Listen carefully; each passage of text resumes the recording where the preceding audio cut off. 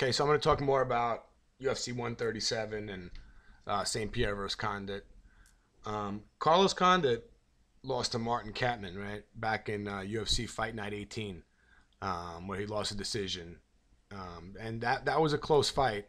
It was a split decision.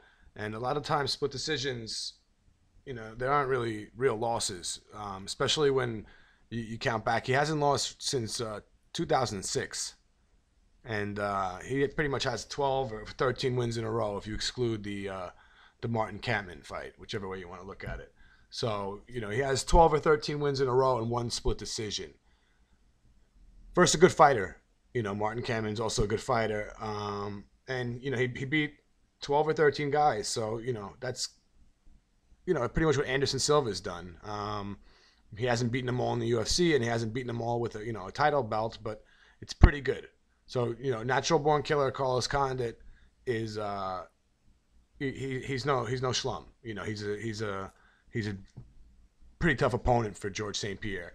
And so let's take a look at George St-Pierre's last opponents.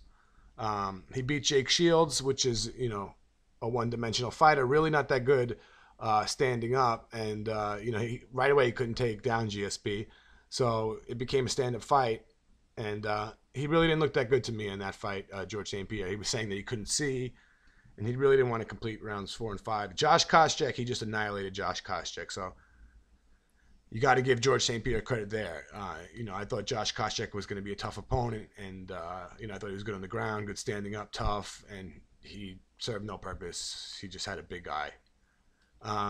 But then again, he couldn't submit Dan Hardy, who just got beaten by everybody afterwards, and that fight right there with Dan Hardy leaves a little to be questioned about George St-Pierre's finishing skills. He had 5 rounds to finish Dan Hardy. And he beat Thiago Alves in a unanimous decision.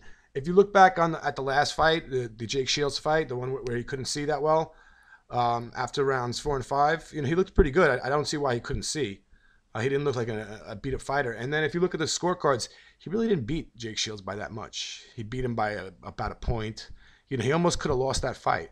And if he would have lost that fight by 1 point, split decision, you guys would have been looking at this like, whoa, this is Jake Shields, George St-Pierre, the trilogy. So, he beat BJ Penn, he annihilated John Finch, Matt Serra.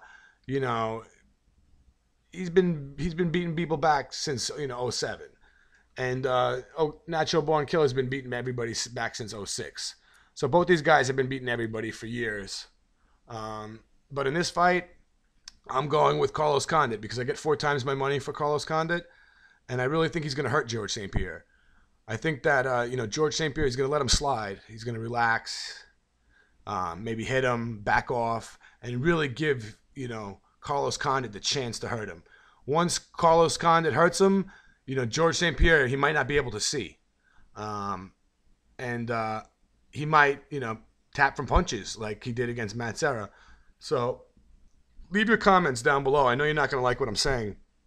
I know you don't think, George St-Pierre can be beat, but he's only human, and these are 2 really good fighters.